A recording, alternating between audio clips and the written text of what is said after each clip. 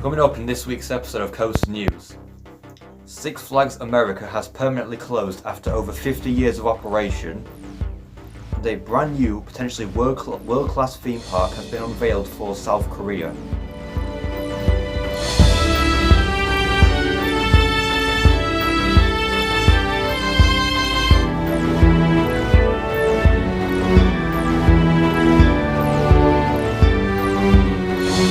Hello and welcome to this week's episode of Coast News, and as always got some amazing news from different theme parks, rides, attractions and events all over the world. So let's get straight into the news today. Our top story for tonight: Six Flags America has permanently closed. Now we have known about this for several months now. It was announced back in May that the park will be permanently shut at the end of the season. But from what I know, this is quite a devastating loss for the USA theme park industry and for Six Flags fans, particularly fans of like Six Flags America and people who live locally in that area, who have this at their local park and been visiting for years and years and years. It's now just been shut. But if you don't know what I'm talking about, basically Six Flags America was an amusement park located in Maryland, United States.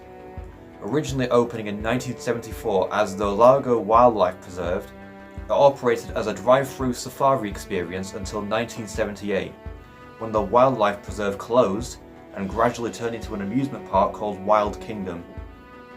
Wild Kingdom was renamed to Adventure World in 1992 upon being acquired by Premier Parks, the company now known as Six Flags Entertainment Corporation. In 1999, Adventure World adopted the Six Flags branding and renamed to Six Flags America, and continues to operate under this name until its permanent closure. On the 1st of May 2025, Six Flags announced that Six Flags America would permanently close at the end of the 2025 season. They stated this was part of the company's restructure plan following Six Flags' merger with Cedar Fair in 2024. Six Flags America's water park, Hurricane Harbor, Maryland, permanently closed on the 6th of September this year, and the theme park itself would close its gates one last time on the 2nd of November. So yes, it does seem to be quite sad that they have closed this park, and they've closed it because of restructure plans. Recently, some executives from Six Flags have actually come out that sort of scaling down on their portfolio was a necessity, but I'm just thinking if they wanted a smaller portfolio, maybe they shouldn't have merged with Cedar Fair. Because that merger meant that the Six Flags company had a total of, I think it was like 42 parks across all of North America, which is an absolutely ridiculous number of theme parks to own and operate. But since that merger, they've been scaling back a lot, making a lot of financial cuts. A significant example includes the permanent closure of Kingda Ka last year, the iconic Intamin Stratocoaster that, when it operated, was the world's tallest roller coaster. But they shut it last year after 19 years of operation. And now they've closed Six Flags America, which has been open for well over 50 years.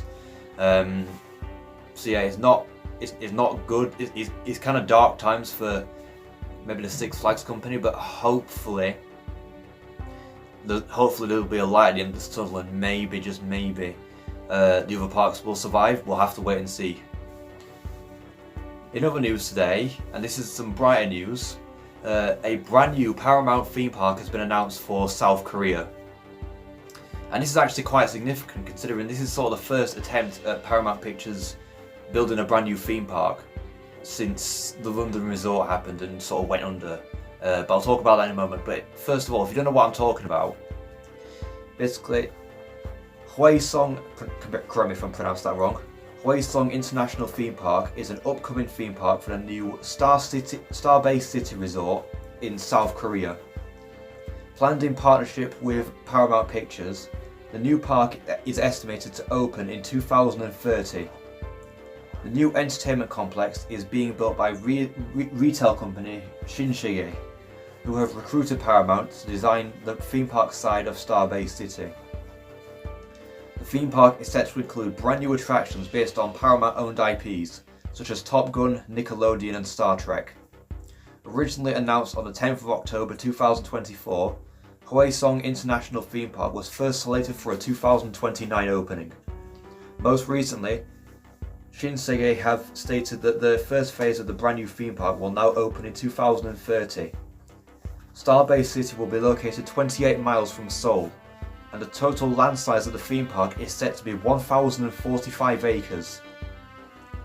For the development through until 2050, Hwaseong International Theme Park will cost up to 9.5 trillion won, which is roughly 6.5 billion US dollars, which is nearly double the original estimate from 2024. Ground is set to be broken within the second half of 2026, and they anticipate that the entire planned theme park will be completed by 2035. So yes, it's a very ambitious project what they're planning here, like 6.6 billion US dollars, which, for comparison, right, Epic Universe, which opened at Universal Orlando just a few months ago, that cost roughly $7 billion to build. So this is not much cheaper than that. And that is absolutely mind-boggling. And the land size as well, 1,045 acres. For comparison, some of like the biggest, most famous theme parks in the world that we currently have, things like Alton Towers, Disneyland, those are only about 500 acres. Even the upcoming Universal United Kingdom resort is on a site of, I think, just under 500 acres, I think. So this new theme park being built in South Korea is going to be like double the size of some of the biggest theme parks currently on the planet, which is insane to think. And it's literally less than 5 years away from opening for the first phase.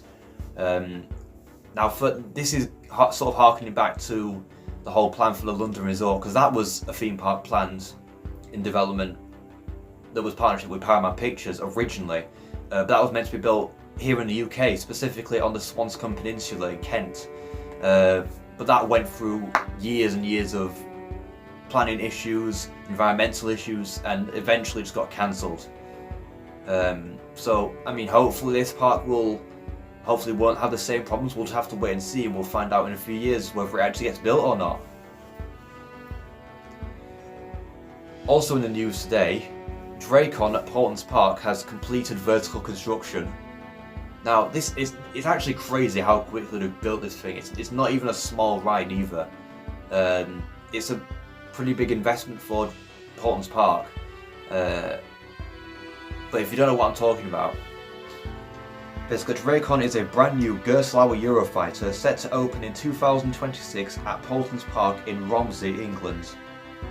It is the main attraction of the brand new Valgard Realm of the Vikings themed land, which will also include a retheme of the park's already existing Gerstlauer bobsled coaster Cobra and Wild Swing, the UK's first ART engineering Wild Swing.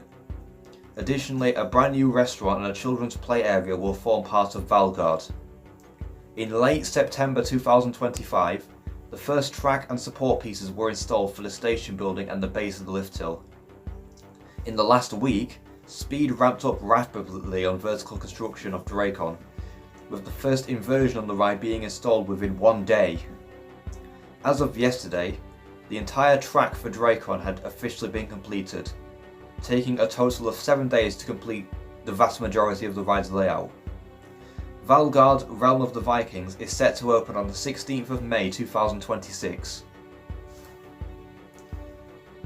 So yeah, this ride absolutely shot up. Like, I remember, like, the track was officially completed yesterday. I remember seeing, like, the day before photos of, like, the crane lifting the top of the lift hill into place. I'm thinking, wow, they've got that set up quick, haven't they? And then the next day, the final track piece was bolted into place. It's taken, like, just a week to get this whole brand new ride set up. And like I said at the start, it's not like some small, like, kids coaster. It's a Gerstlauer Eurofighter, and it's Portland's Park's first roller coaster with inversions. It's got 2 inversions specifically. It's got, I think it's a corkscrew or a zero-G roll, correct me if which one it is, and a stall element as well. And also, not to mention having a vertical lift hill and a beyond vertical drop, which is signature on Gerstlauer Eurofighter. So this ride is going to be their most intense roller coaster, easily. And they've got it built literally just within a week. That's insane. I remember when Stick was being built at Flamingo Land, and that went up pretty quickly. Yes, that sort of takes up a bigger sort of footprint than Drakon, but still, that only took like maybe a few weeks to build, or a few months to build fully with Stick. But this only took like a week to build Drakon. And yeah, it should only be a matter of time before the ride starts testing. I reckon it's going to start testing before the end of the year. I definitely think that's going to happen. But I cannot wait to see what Valgard looks like when it's officially completed. We know Pawn's Park absolutely go above and beyond with the whole presentation, theme and cleanliness of their whole park, and especially with their newer attractions. So I can't wait to see what this looks like in particular when it's all ready for the public to experience. And finally in the news today, Lost River at Flamingo Land has officially begun testing again. And I'm really interested to see what they're actually doing with this ride. I'm kind of confused by the whole, like, what they're actually doing with it, but at the same time I'm also kind of excited as well. But if you don't know what's going on, basically the Lost River ride is a bear log flume attraction which first opened in 2004 at Flamingo Land in North Yorkshire, England. It originally stood at a maximum height of around 60 feet, and it remained this way up until the ride last operated in 2023. Since then, Lost River has been undergoing a major refurbishment, which involves lowering the ride's height, which gives it a much smaller drop in comparison to before. As well as this, it's heavily speculated that Flamingo Land are working with SimWorks to bring new immersive elements to the tunnel before the final drop. Earlier this week, full testing officially commenced on Lost River. No official announcement has been made by Flamingo Land, but it's heavily speculated that Lost River will reopen in 2026. So yes, I am actually really kind of confused as to like why they've shortened the drop. Maybe it's to make it sort of appeal for younger riders, because if you saw Lost River like how it used to be, like when it was much taller, like around 60 feet, maybe that might have been quite imposing for younger audiences. So maybe they're trying to appeal to like younger audiences like for this ride. I don't know. That's probably the only logical reason as to why they've physically made it shorter. But then that might be the only sort of con of this whole refurbishment. But I can think of a few different pros. For one thing, they've given it like a repaint. They've like added loads of new theming around like the whole area. And like I mentioned, the rumour that they're working with SimWorks to add new like sort of immersive elements to that tunnel before the drop. That could actually be really good if they pull it off well with the ride. Like I said, Flamingo, they've been really quiet about this whole thing. It's only because of content creators like Theme Park Insanity that we've been able to see that they've been working on this whole thing and seeing what they've been doing with the ride. But considering how far along they've progressed in like the last few months, I do really think that Lost River, it might not even be called Lost River. There's rumours that it'll be renamed to something else. But hopefully we should get this thing back open next season, and I can't wait to see what it looks like if it does actually reopen next year. So yeah, that is it for this week's episode of Coast News. I hope you've enjoyed it, and if you did, then please make sure to like and subscribe, and comment what you would like to see in the next video. Goodbye.